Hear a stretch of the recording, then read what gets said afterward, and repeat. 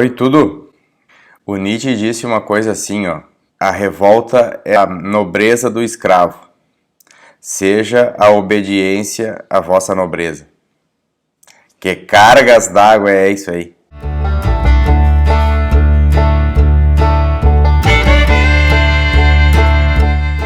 Eu gosto do Nietzsche porque a gente lê os negócios que ele escreveu e a gente pode tranquilamente não estar entendendo isso. Mas ele é bonito igual. Mas é assim, ó.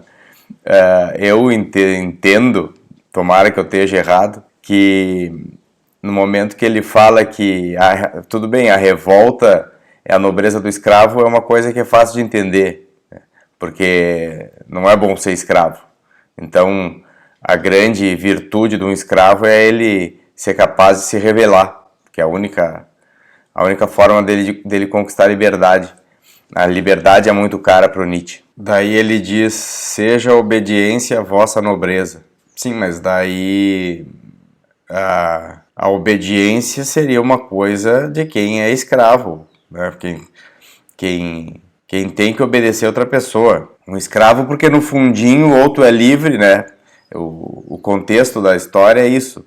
Ou tu é livre ou tu é escravo. Não teria meio termo. Então, como é que tu pode obedecer e isso ser uma nobreza? Porque tu tá num ponto de consciência das coisas, de revisão de todos esses valores aí, que tu é capaz de obedecer e isso não te fere teu senso de liberdade e as coisas estão numa forma que tu não tá preso a nada.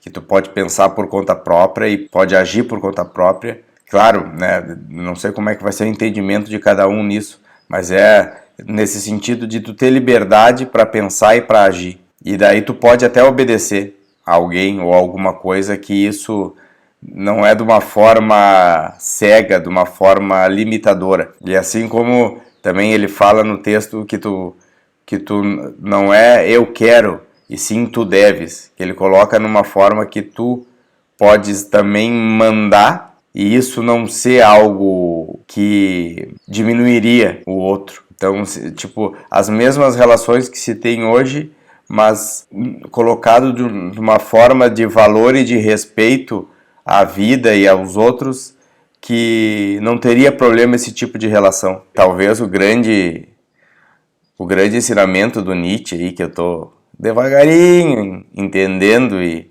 percebendo isso, ele fala de revaloração, de transvaloração das coisas, de pegar o que já foi entendido pela humanidade de conceitos, quais são as nossas virtudes, as nossas morais ou as nossas fraquezas e tudo mais, e pensar e contestar isso daí, e criticar isso, e não ficar submetido a grandes regras ou a grandes valores que pode até funcionar, mas sempre vai ter o nexo de prisão.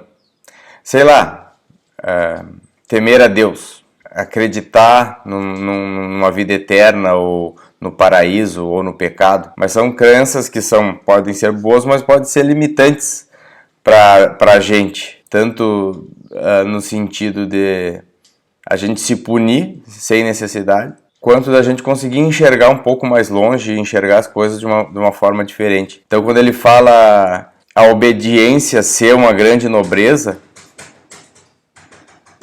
esse barulho é um passarinho que fica bicando a imagem dele na janela, coitado. Ó. Mas o que a gente pode fazer? Cada um com os seus problemas, como dizia um amigo meu. Então, é como se obedecer tivesse tão, de uma forma, que a nossa, assim, liberdade, que nosso desprendimento em relação a todas essas regras do mundo, que a gente mesmo produziu, obviamente, todas essas questões que permeiam o certo e o errado, a gente estivesse tão tranquilo com isso, que a gente poderia obedecer e isso não seria uma forma de prisão ou algo que nos desvalorizasse. Porque ele também fala, em um outro momento, dos ídolos, que ele diz que as coisas boas da vida sempre tem quem as represente, por serem astutos nessa posição. Ele chama essas pessoas de grandes homens. E esses grandes homens seriam os astutos em conseguir fazer com que a gente os idolatre. E então acaba acontecendo uma confusão entre sabedoria e idolatria. Aquilo que a gente enxerga nesses grandes homens como sabedoria e que a gente se identifica com essas ideias, a gente não tem condição de avaliar isso, porque a gente acaba confundindo sabedoria com idolatria. Tá, é muito fácil isso aí de falar assim num UPA, né?